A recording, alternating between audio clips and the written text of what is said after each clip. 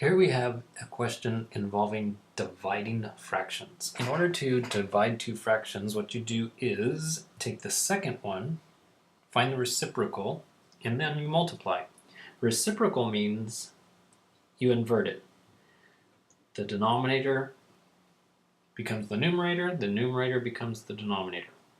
Then you change it to multiplication. The first one just stays the same. Now there are some choices. For multiplying fractions, you could just multiply across the top. That would be a 12 times 5 is 60, an a squared times a b squared. Multiply across the bottom, a 5 times 6 is 30 times a times b. Or you could start reducing. For example, this says take 6, divide it into 12. Or another way to look at it is you can do the same thing to the top and the bottom of a fraction. So divide the bottom one by 6, divide the top one by 6. Well, if I divide this by 6, it's going to leave behind a 1. And if I divide this by 6, it's going to leave behind a 2. Same thing with the 5s. Divide by 5, it's going to leave behind a 1. Divide by 5, it's going to leave behind a 1. And you can do the same thing with the a's and the b's. This says I have b times b. So if you divide by b and divide by b, it's actually going to cancel one of the b's here, leaving one of them behind. So we would have this is gone, and we leave behind a b.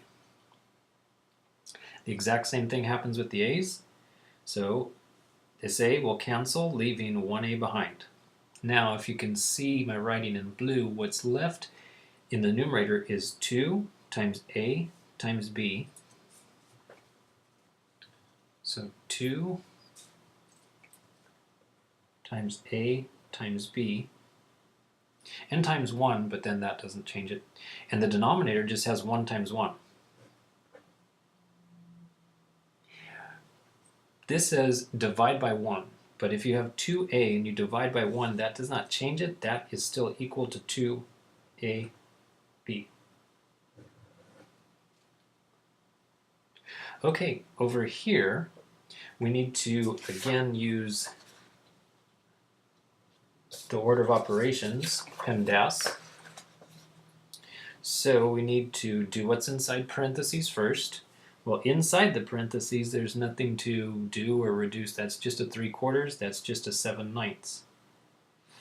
Next, exponents. So we need to do the exponents. So this means the 3 has to be squared and the 4 has to be squared. So a 3 squared is 9, a 4 squared is 16. Don't change anything else yet. So 3 squared is 9, 4 squared is 16.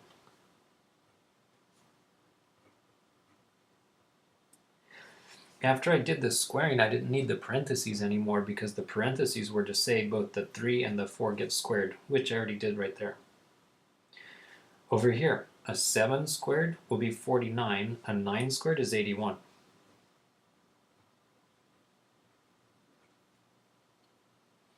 All right, now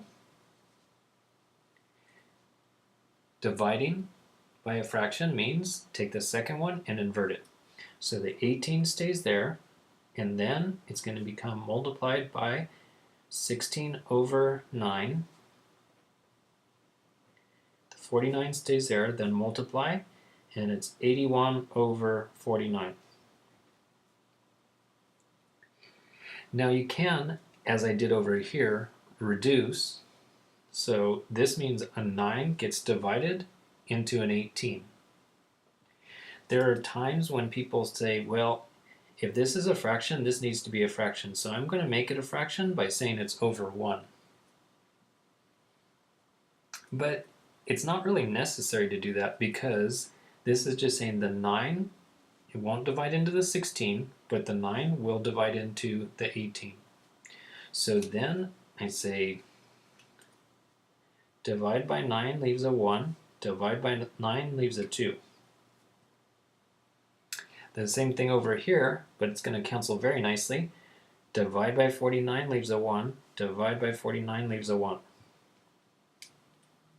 So we still have the addition that's going to be done last. Then over here, I've got a 2 that's left over times a 16, and that's going to be 32. Over here, I have an 81 times a 1, so that's 81. And they are technically over 1, but as we saw over here, dividing by 1 doesn't change the numerators, so you might as well just write it in the simplified form. Well, let's see. An 8 plus a 3 is an 11. So that means 80 plus 30 is 110. Then as far as the ones, they've got 1 and 2 makes 3. Or you can do it the old-fashioned way, 81 and 32. Add the 1s is a 3. And then this is what I was talking about, the 8 plus 3 is 11, so it's going to be 113.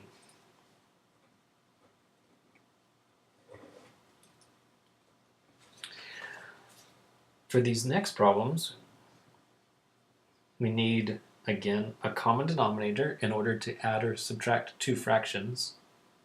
Well, with this, a 5, you're going to have a 5.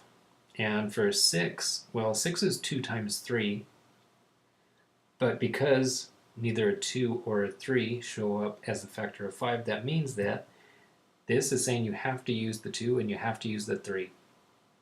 So that means that the least common denominator is going to be the 5 times the 6, or in other words, 30.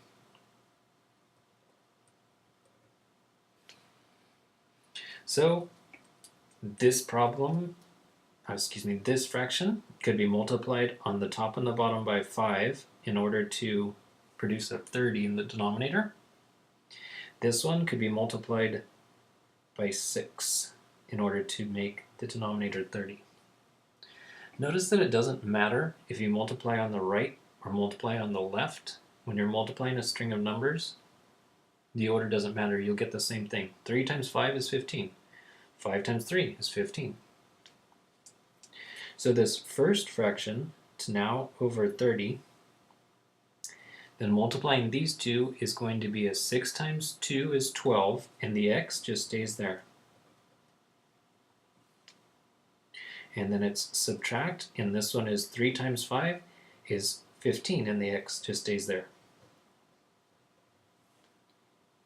All right, now that we've got the least common denominator of 30, we can combine these two. All you have to do is subtract 12x's minus 15x's. So that's really just saying how much is 12 minus 3? Saying the answer instead of the question. How much is 12 minus 15?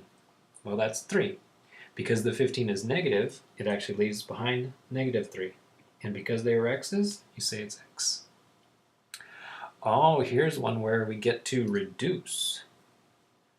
Because this number can be divided by 3, and this number can be divided by 3. So we have to go ahead and do that. Divide by 3 leaves a 1. Divide by 3 leaves a 10. So the final result is negative 1 times x. So that means negative x. You don't really have to put the 1 times. The denominator, 10. All right, one more problem here. So this is saying multiply, this is saying divide. Again, to divide fractions, you invert and multiply. So I'm going to leave the other ones alone for now. 20 over 72, 42 over 18, 16 over 20. Now technically what you could do is multiply 20 times 42 times 16, 72 times 18 times 20. So you'd have this big number in the numerator, this big number in the denominator. You would then have to reduce, which with those big numbers that would be extremely difficult. Instead you could start this reducing idea. Like you could divide this number by 20, it would leave a 1, divide this number by 20, I'd leave a 1. Let's see what else. I could divide this. This is going to be 8. Let me see. 72 is 9 times 8 is 72. And then I could take that 8 and divide it into the 16. So cancel out this 8. Divide it into the 16. It will go 2 times. What else? 42 is 7 times 6. So I could replace the 42 with 7 times 6.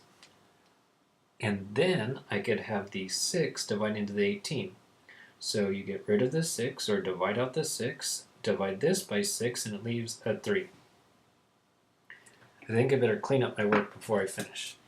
So I've got, in the numerator, there's a 1, there's a 7, and then there's a 2.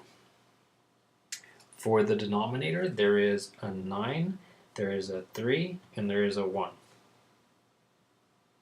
So what else could reduce? Let's see, a 7 is not going to divide into that. A 2 is not going to divide into either of those. The 1s don't really matter because it's just multiplying by 1 doesn't change it. So we've got the numerator is 14, and 9 times 3 is 27. It can't be reduced anymore.